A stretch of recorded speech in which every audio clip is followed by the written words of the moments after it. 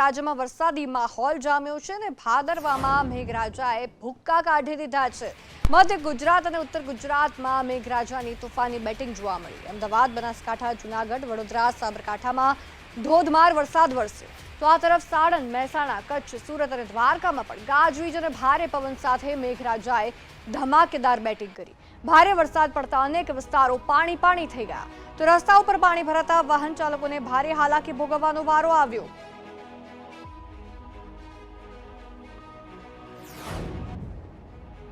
અમદાવાદના અનેક વિસ્તારમાં ધોધમાર વરસાદ વરસ્યો। ભારે પવન સાથે શહેરમાં ધોધમાર વરસાદ વરસ્યો। શહેરમાં ભર બપોરે સમી સાંજે જેવો માહોલ સર્જાયો હતો। સેટેલાઇટ, વેજલપુર, પ્રહલાદનગરમાં વરસાદ વરસ્યો। આ સાથે વસ્ત્રાપુર, શિવરંજની સહિત અનેક વિસ્તારમાં વરસાદ નોંધાયો। આગામી 3 કલાક રાજ્યમાં ભારે વરસાદની આગાહી કરવામાં આવી છે ત્યારે અરવલ્લી, મહીસાગર, નર્મદા, ભરૂચ ભારે વરસાદની આગાહી કરવામાં આવી છે। અમદાવાદ શહેરમાં અડધા કલાકમાં જળબંબાકાર જેવી સ્થિતિ સર્જાઈ। અડધો કલાક વરસાદ વરસ્યો ને એમાં અમદાવાદ જળબંબાકારનો સામનો કરી રહ્યું હતું। સીજી રોડ પર ઘૂંટણસમાં પાણી ભરાઈ ગયા। ગાડીના બોનેટ સુધી પાણી ભરાઈ ગયા।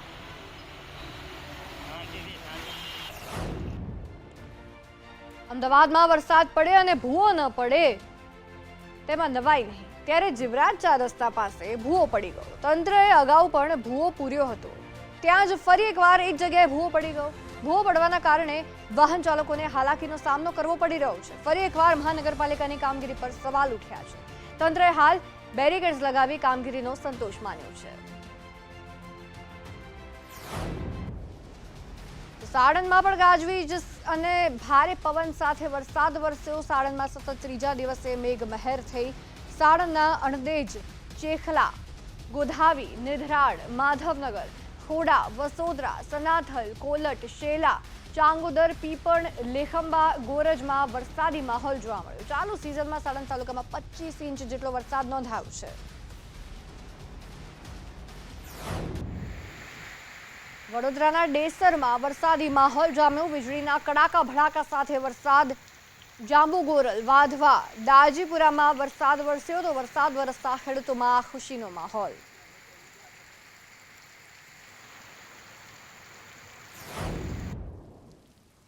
ડભોઈમાં ધોધમાર વરસાદ વરસ્યો। ગાજવીજ સાથે વરસાદી માહોલ જામ્યો। વીજળીના કડાકા ભડાકા સાથે મેઘરાજા દ્વારા પધરામણી કરવામાં આવી। ખેડૂતોમાં વરસાદને લઈને ખુશીનો માહોલ જોવા મળ્યો। તો રાજ્યમાં ફરી વરસાદની જમાવટ જોવા મળી છે। વડોદરાના વાઘોડિયામાં મેઘો મહેરબાન થયું છે। ગાજવીજ અને પવન સાથે વરસાદ વરસ્યો છે। અસહ્ય બફારામાંથી લોકોને રાહત મળી છે। આણંદમાં પવન સાથે ધોધમાર વરસાદ વરસ્યો। આણંદ શહેરના વાતાવરણમાં પલટો જોવા મળ્યો। અડધા કલાકમાં 37 મિલીમીટર વરસાદ ખાબક્યો। ગાજવીજ સાથે ધોધમાર વરસાદ વરસ્યો। નીચાણવાળા વિસ્તારમાં પાણી ભરાઈ ગયા।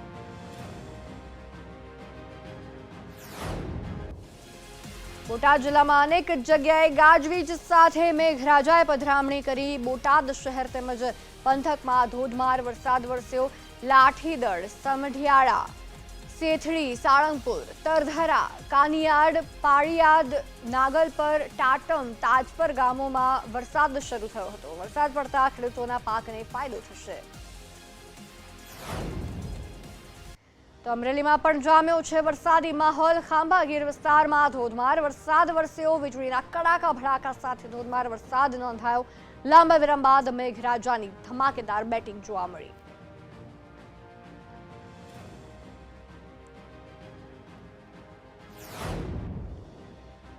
ભાવનગરના વલભીપુર પંથકમાં સતત 2 દિવસથી મેઘરાજાની મહેર જોવા મળી રહી છે। વલભીપુર તાલુકાના નવાગામ, કંથારિયા, ખેતાતીંબી, દુધાદાર, કાળા તળાવ સહિતના ગામડાઓમાં વરસાદ વરસ્યો છે। વલભીપુર પંથકમાં 2 દિવસમાં 3 ઇંચ વરસાદ ખાબકી ગયો છે। સારા વરસાદથી ખેડૂતોમાં ખુશીનો માહોલ છે ત્યારે સતત પડી રહેલ વરસાદથી શેરીઓમાં પાણી વહેતા થયા।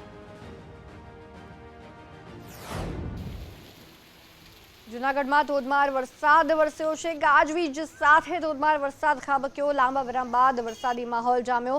વરસાદ પડતા રસ્તાઓ પર પાણી વહેતા થયા।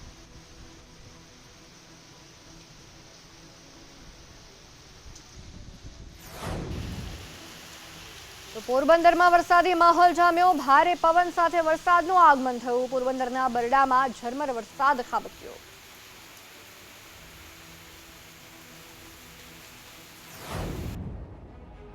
તો ભુજમાં પણ મેઘરાજાએ એન્ટ્રી મારી, મિર્જાપર નાગોર વિસ્તારમાં વરસાદ ખાબક્યો। બફારામાંથી લોકોને રાહત મળી, રસ્તાઓ પર પાણી ભરાઈ ગયા। વેરાવળમાં જામ્યો વરસાદી માહોલ, પોણા કલાકમાં 2.5 ઇંચ વરસાદ ખાબક્યો। ગાજવીજ સાથે ધોધમાર વરસાદ વરસ્યો। ભારે વરસાદથી રાજમાર્ગો પર પાણી ભરાઈ ગયા। માર્ગો પર પાણી ભરાઈ જતા વાહન ચાલકોને હાલાકી ભોગવવાનો વારો આવ્યો।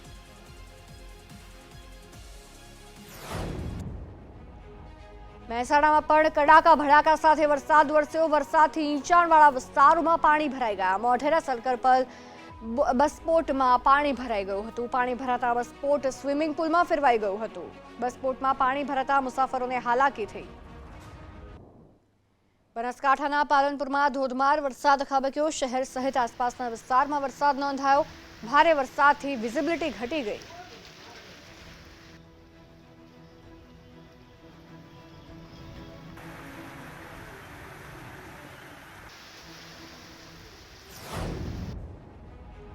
સાબરકાંઠાના વાતાવરણમાં પલટો જોવા મળ્યો। ઈડર અને હિંમતનગરમાં મેઘરાજાની ધમાકેદાર એન્ટ્રી થઈ। વીજળીના કડાકા ભડાકા સાથે વરસાદ વરસ્યો। વરસાદ વરસતા ધરતીપુત્રોમાં ખુશીનો માહોલ જોવા મળ્યો। વરસાદથી માર્ગો થયા પાણી પાણી।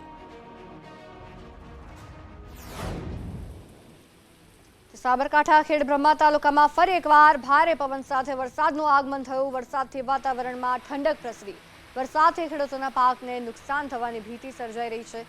ખેતરોના નીચાણવાળા વિસ્તારોમાં વરસાદી પાણી ભરાઈ જતા ઊભા પાકને નુકસાન થવાની ભીતિ સર્જાઈ છે।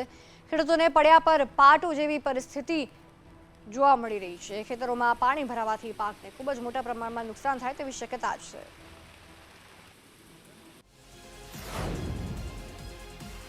પાટણમાં વરસાદી માહોલ જામ્યો છે। ચાણસ્મા, સરસ્વતી, શંખેશ્વરમાં વરસાદ વરસ્યો છે। ભારે પવન અને ગાજવીજ સાથે ધોધમાર વરસાદ ખાબક્યો। રૂની, કમલીવાડા, ખલીપુરમાં વરસાદ નોંધાયો। રામપુરા, ભાટસર, બ્રાહ્મણવાડામાં મેઘરાજા મહેરબાન થયા। સરદાર સરોવર ડેમની સપાટીમાં વધારો થયો છે। નર્મદા ડેમની સપાટી 137.60 મીટરે પહોંચી છે। 24 કલાકમાં ડેમની સપાટીમાં 12 સેન્ટીમીટરનો વધારો કરવામાં આવ્યો છે। ડેમની મહત્તમ સપાટી 138.68 મીટર છે, ત્યારે ડેમમાં 65,881 ક્યુસેક પાણીની આવક નોંધાઈ છે। ડેમના 2 દરવાજા 0.20 સેન્ટીમીટર ખોલાયા છે। ડેમમાંથી 6,000 ક્યુસેક પાણી છોડવામાં આવ્યું છે। નર્મદા નદીમાં કુલ 65,374 ક્યુસેક પાણીની જ આવક નોંધાઈ છે। સુરતના ઉકાઈ ડેમની જળ સપાટીમાં વધારો થયો છે। ઉપરવાસમાં સતત વરસાદને પગલે નવા નીરની આવક થઈ છે। જળ સપાટી 340 ફૂટે પહોંચી ગઈ છે। ઉકાઈ તંત્ર દ્વારા લેવાયો એક મહત્વનો નિર્ણય। તાપી નદીમાં 1 લાખ ક્યુસેક પાણી છોડવાનો આ મહત્વપૂર્ણ નિર્ણય લેવામાં આવ્યો છે। ઉકાઈ ડેમના રૂલ લેવલ મેન્ટેન કરવા માટે આ નિર્ણય લેવામાં આવ્યો છે। દ્વારકાનો જીવાદોરી સમાન વર્તુ 2 ડેમ ભરાતા રાહત મળી છે। ભાણવડનો વર્તુ 2 ડેમ 96% ભરાઈ ગયો છે। ઉપરવાસમાં વરસાદને કારણે ડેમમાં પાણીની આવક નોંધાઈ છે।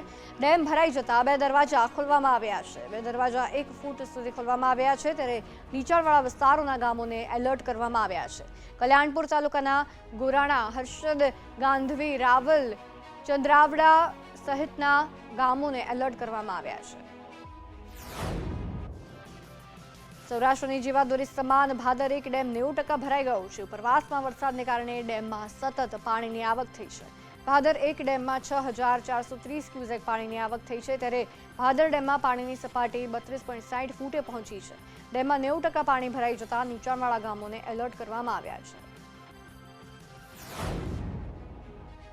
આગામી 5 દિવસ સાર્વત્રિક વરસાદ રહેશે। રાજ્યમાં 3 દિવસ ભારે વરસાદ રહેવાનું છે। સૌરાષ્ટ્રમાં અતિ ભારે વરસાદની આગાહી કરવામાં આવી છે, ત્યારે મધ્ય ગુજરાત અને દક્ષિણ ગુજરાતમાં ભારે વરસાદ રહેશે। ઉત્તર ગુજરાતમાં ભારે વરસાદની આગાહી કરવામાં આવી છે, ત્યારે 3 દિવસ વાવાઝોડા સાથે વરસાદ રહેશે। અરેબિયન સીમાં સર્ક્યુલેશનને લીધે ભારે વરસાદ રહેવાનું છે। 2 દિવસ માટે માછીમારોને દરિયો ન ખેડવા સૂચના આપી દેવામાં આવી છે। આ સાથે અમદાવાદ, ગાંધીનગરમાં પણ મધ્યમ વરસાદ રહેવાનો છે। આવતીકાલે અમદાવાદમાં ભારે વરસાદની આગાહી કરવામાં આવી છે।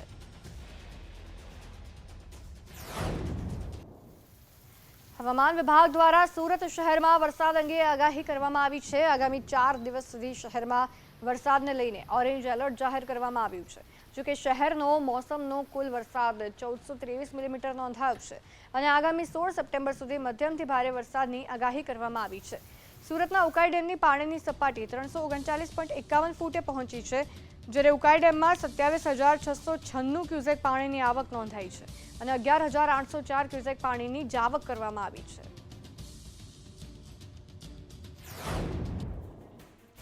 સુરતમાં ભાદરવાનો વરસાદ નોંધાયો, એમાં મનપા તંત્ર માટે તે આફત બનીને વરસ્યો હોય તેવી સ્થિતિનું નિર્માણ થયું છે।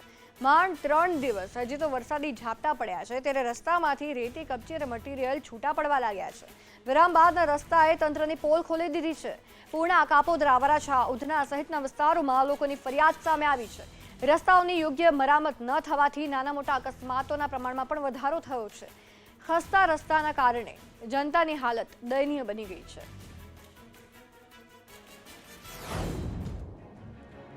કોંગ્રેસની 2022ની ચૂંટણી માટે બદામ થિયરી અમલમાં મૂકવામાં આવી છે। બદામની વસ્તી 82% થાય છે। જગદીશ ઠાકોર દ્વારા નિવેદન આપવામાં આવ્યું છે। રાષ્ટ્રની પ્રગતિમાં આ લોકોનો પણ ફાળો છે। પ્લાનિંગ મુજબ સરકારી શાળાની સંખ્યા ઓછી કરી દેવાઈ છે। બદામ સમાજના બાળકો શિક્ષણથી વંચિત રહે છે, પણ કોંગ્રેસ આવા સમાજ સાથે અન્યાય નહીં થવા દે તેવું જગદીશ ઠાકોર દ્વારા નિવેદન આપવામાં આવ્યું છે। સત્તામાં આવતા તમામ સમાજ માટે કોંગ્રેસ આગળ વધશે। ગુજરાતમાં બિન અનામત આયોગ અસ્તિત્વમાં આવ્યું છે। કોંગ્રેસે પણ 20% અનામતની માંગણી કરી છે તેવું જગદીશ ઠાકોર દ્વારા નિવેદન આપવામાં આવ્યું। કોંગ્રેસ પક્ષનો સ્ટેન્ડ આ દરેક બાબતમાં ક્લિયર છે। બક્ષીપંચ, દલિત, આદિવાસી અને લઘુમતી બાળકો માટે, લઘુમતી સમાજ માટે, દરેક સમાજો માટે એ મૂળ ધારામાં પાછા આવે, એમને શિક્ષણનો અધિકાર મળે, સત્તામાં ભાગીદારીનો અધિકાર મળે, એમને રોજગાર નોકરીનો અધિકાર મળે। એ દરેક ક્ષેત્રમાં આવનારા સમયમાં કોંગ્રેસ સત્તા ઉપર આવશે અને કામગીરીની શરૂઆત છે એ આ પછાત વર્ગો સાથે જે અન્યાય થઈ રહ્યો છે એ મુખ્ય ધારામાં પાછા વળે એના માટે પૂરી તાકાતથી કામ કરશે। ગુજરાતમાં કોંગ્રેસ બદામ થિયરી પર કામ કરી રહી હોવાની ચર્ચા વચ્ચે ગુજરાત ભાજપે કોંગ્રેસની નીતિ પર પ્રહાર કર્યા છે। બદામ થિયરી પર ગુજરાત ભાજપના સહપ્રવક્તા ઋત્વિજ પટેલે કોંગ્રેસ પર કટાક્ષ કર્યો। ઋત્વિજ પટેલે કહ્યું કે કોંગ્રેસના નેતાઓને બદામ ખાવાની જરૂર છે, કોઈ થિયરી કામ નહીં આવે, જનતા બધું જાણે છે। સંગઠનના આધારે કેન્દ્ર અને રાજ્ય સરકારે કરેલા કામો, અનેકવિધ યોજનાઓનો અસરકારક અમલ અને છેવાડાના માનવીનું અને તમામ ગુજરાતના નાગરિકોનું જીવન ધોરણ ઊંચા લાવવા માટે જે સર્વાંગી પ્રયાસ થયા છે એના આધારે અમે ચૂંટણી લડવાના છીએ। અમારે કોઈ ડેમેજ કંટ્રોલ કરવાની જરૂર નથી, અમારે કોઈ તોડજોડ કરવાની જરૂર નથી। અમારું વૈશ્વિક નેતૃત્વ, અમારા નરેન્દ્રભાઈ મોદી સાહેબના નેતૃત્વમાં અમે આ ચૂંટણી લડશું અને આજ સુધી ન મળી હોય તેવી જંગી બેઠકો સાથે જીત મેળવીશું। ગુજરાતના રાજકારણમાં રાજકીય પલટાના મોટા સમાચાર છે। ભારતીય ટ્રાઇબલ પાર્ટી હવે કોંગ્રેસ સાથે ગઠબંધન કરી શકે છે। કેટલીક બેઠકો હારવાના ડરથી બીટીપીએ ગઠબંધન તોડી નાખ્યું છે। આગામી સમયમાં બીટીપી કોંગ્રેસ સાથે ગઠબંધન કરે તેવી શક્યતાઓ છે। ભાજપમાં પ્રવેશ પહેલા જ લલિત વસોયાનો વિરોધ કરવામાં આવી રહ્યો છે। કડવા પાટીદારોનું ગ્રુપ પ્રદેશ કક્ષાએ રજૂઆત કરી ચૂક્યું છે। લલિત વસોયાને ટિકિટ ન આપવા રજૂઆત કરી ચૂક્યું છે। 2017માં રાજકોટમાં 4 વિધાનસભામાં લેઉવા પટેલને ટિકિટ આપવામાં આવી હતી। ધોરાજીની સીટ પર કડવા પાટીદારોને ટિકિટ અપાઈ હતી।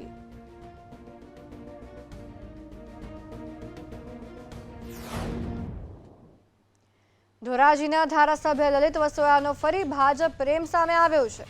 ઉપલેટા ખાતે એક સામાજિક કાર્યક્રમમાં લલિત વસોયા ભાજપના નેતા સાથે જોવા મળ્યા છે। બિન રાજકીય કાર્યક્રમમાં લલિત વસોયા પોરબંદરના સાંસદ રમેશ ધડુક સાથે જોવા મળ્યા હતા। બીજી તરફ ધોરાજી નગરપાલિકા ટાઉન હોલ ખાતે સરકારી કાર્યક્રમમાં ધારાસભ્ય લલિત વસોયાની ગેરહાજરી ઉડીને આંખે વળગી હતી। લોકાર્પણ અને ખાતમુહૂર્તના કાર્યક્રમમાં જયેશ રાદડિયા અને અન્ય અગ્રણીઓ પણ ઉપસ્થિત રહ્યા હતા। સોજિત્રા ભાજપ શાસિત નગરપાલિકામાં ભડકો થયો છે। સોજિત્રા નગરપાલિકાના 5 કાઉન્સિલરોએ રાજીનામું આપી દીધું છે। સંગઠનના હોદ્દેદારો ખોટી રીતે બદનામી કરતા હોવાનો પત્રમાં ઉલ્લેખ કરવામાં આવ્યો છે। જિલ્લા ભાજપ પ્રમુખ વિપુલ પટેલને રાજીનામું મોકલી દીધું છે।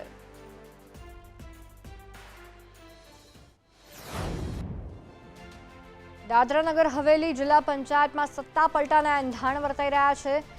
સ્વર્ગસ્થ મોહન ડેલકર અને જેડીયુ ગઠબંધન સત્તા ગુમાવે તેવી શક્યતા છે. જેડીયુના ચૂંટાયેલા સભ્યો કેસરીઓ ધારણ કરે તેવી શક્યતા છે. સામૂહિક પક્ષ પલટો કરી ભાજપમાં જોડાય તેવા સમીકરણો વહેતા થયા છે. ટૂંક સમયમાં સત્તા પલટાની સત્તાવાર જાહેરાત થવાની તૈયારી છે.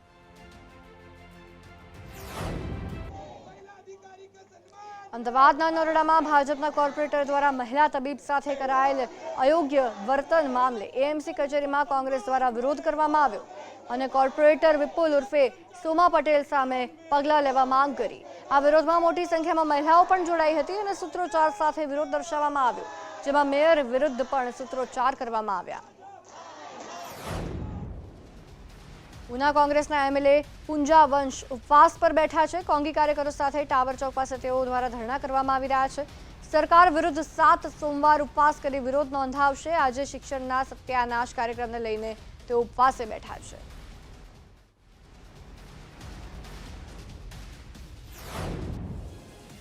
વિધાનસભા ચૂંટણીમાં કોંગ્રેસને જીતાડવા માટે હવે કોંગ્રેસની વિદ્યાર્થી પાંખ પણ મેદાને ઉતરી છે. યુવા મતદારોને આકર્ષવા માટે એનએસયુઆઈ દ્વારા વિદ્યાર્થીઓ સાથે સંવાદ કરવામાં આવી રહ્યો છે, જેમાં ગુજરાતના યુવાનો સાથે કેવી રીતે અન્યાય થઈ રહ્યો છે, યુવાનોના કયા હકો છીનવાઈ રહ્યા છે તેની માહિતી યુવાનોને આપવામાં આવશે. જેના ભાગરૂપે અમદાવાદ શહેરમાં આયોજિત યુવા સંવાદ કાર્યક્રમમાં કોંગ્રેસના રાષ્ટ્રીય પ્રવક્તા પ્રોફેસર ગૌરવ વલ્લભ ઉપસ્થિત રહ્યા હતા. વિદ્યાર્થીઓ સાથે સંવાદ કરતા તેમણે સરકાર પર આકરા પ્રહાર કર્યા. વધુમાં તેમણે કહ્યું, ગુજરાતમાં કોંગ્રેસ શિક્ષણ ક્ષેત્રે ક્રાંતિ લાવશે અને સરકારી શાળાઓ અને સરકારી યુનિવર્સિટીઓનું નિર્માણ કરશે. हम एक ऑल्टरनेट मॉडल ऑफ यूथ लेके आए हैं जिसमें हमारा जोर प्राइवेट यूनिवर्सिटियां खोलने पे नहीं होगा. हम गुजरात में 52 प्राइवेट यूनिवर्सिटियां नहीं खोलेंगे. हम गुजरात यूनिवर्सिटी का, सौराष्ट्र यूनिवर्सिटी का, नॉर्थ गुजरात यूनिवर्सिटी का, साउथ गुजरात यूनिवर्सिटी का एक नया कैंपस बनाएंगे. રાજ્યની આંગણવાડી બહેનો માનદ વેતન વધારવા સહિતની માંગોને લઈને હડતાલ પર ઉતરી હતી. મહાનગરોની સાથે સાથે ગ્રામ્ય વિસ્તારની આંગણવાડી બહેનો આજે હડતાલ પર ઉતરી હતી. અમદાવાદમાં આંગણવાડી બહેનોએ આરોગ્ય ભવન ખાતે ધરણા યોજ્યા હતા, જ્યાં સુરતમાં આંગણવાડી બહેનોએ કલેક્ટર કચેરી ખાતે વિરોધ પ્રદર્શન કર્યું હતું. વડોદરાના ડભોઈમાં આંગણવાડી બહેનોએ બેનરો સાથે પોતાનો વિરોધ નોંધાવ્યો. રાજકોટ ધોરાજીમાં પણ બહેનો આક્રમક મૂડમાં જોવા મળી હતી. બનાસકાંઠાના વાવમાં આંગણવાડી બહેનોએ ચક્કાજામ કરી પોતાનો વિરોધ નોંધાવ્યો હતો, જ્યારે નવસારીમાં આંગણવાડી બહેનોએ જિલ્લા પંચાયત ખાતે વિરોધ નોંધાવ્યો હતો. મહત્વનું છે કે આંગણવાડી બહેનો દ્વારા આગામી 3 દિવસ પોતાની માંગોને લઈને વિરોધ કરવામાં આવશે. સુરતમાં આંગણવાડી બહેનોના ધરણા પ્રદર્શન યોજવામાં આવ્યા. 1,50,000 કરતાં વધુ બહેનો દ્વારા ધરણા યોજવામાં આવ્યા. પગાર વધારાને લઈને 3 દિવસ કામથી તેઓ અળગા રહેશે. કલેક્ટર કચેરી બહાર બહેનો દ્વારા વિરોધ પ્રદર્શન કરવામાં આવ્યું.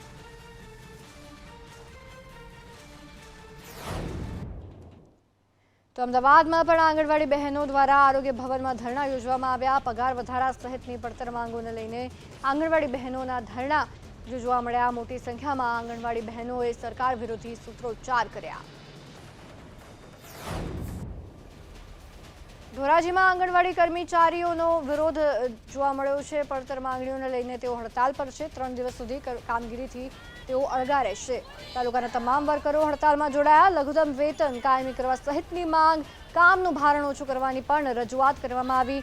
હડતાલના કારણે કામગીરી ખોરવાઈ ગઈ.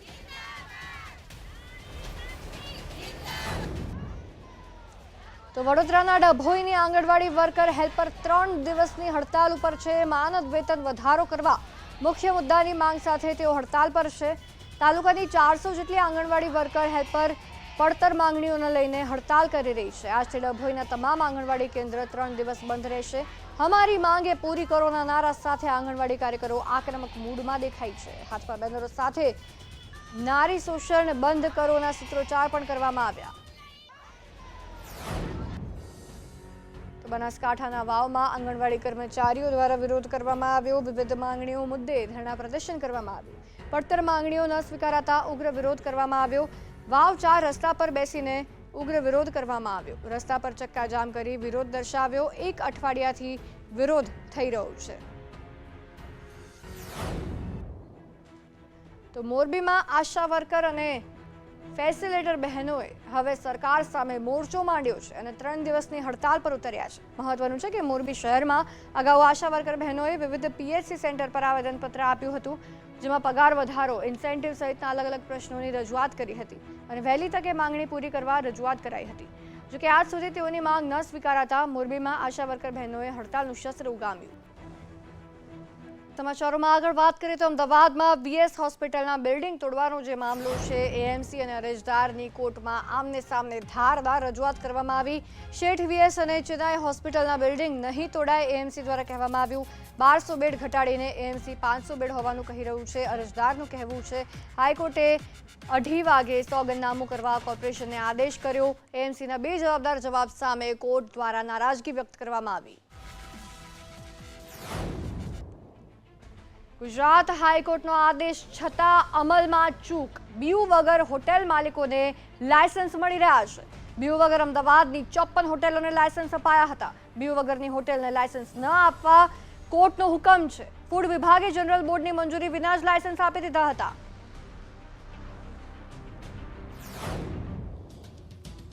સૌરાષ્ટ્ર યુનિવર્સિટી વધુ એક વખત ચર્ચામાં આવી છે. યુનિવર્સિટીએ BAPSનો કોર્સ શરૂ કરાતા અન્ય સાધુ સંતો નારાજ થયા છે. સાધુ સંતોના મતે વિદ્યાર્થીઓને શીખવવું હોય તો સનાતન ધર્મ શીખવવો જોઈએ. એક જ સંપ્રદાયની વાહવાહી થવાથી સનાતન ધર્મ ખતરામાં આવશે તેવી નારાજગી વ્યક્ત કરાઈ છે. વડોદરાની MS યુનિવર્સિટીની કોમર્સ ફેકલ્ટી સમરાંગણમાં ફેરવાઈ હતી. વોટ્સએપ ગ્રુપમાંથી રિમૂવ કરવા બાબતે બે વિદ્યાર્થી સંગઠનો વચ્ચે મારામારી થઈ હતી. વિદ્યાર્થીઓએ લાકડીઓ વડે એકબીજાને ફટકાર્યા હતા. નિવૃત્ત લશ્કરી જવાનો બાદ હવે અર્ધ લશ્કરી દળના જવાનો પણ આંદોલન પર ઉતર્યા છે. તેમની પડતર માંગણીઓને લઈને અર્ધ લશ્કરી દળના નિવૃત્ત થયેલ જવાનોના ગાંધીનગર ખાતે તેઓ પહોંચ્યા હતા. એક્સમેનનો દરજ્જો, શહીદોની દરજ્જો, બાળકોને શિક્ષણમાં આરક્ષણ સહિતની અનેક પડતર માંગણીઓ પર તેઓ આંદોલનના માર્ગે તેઓ ચડ્યા હતા.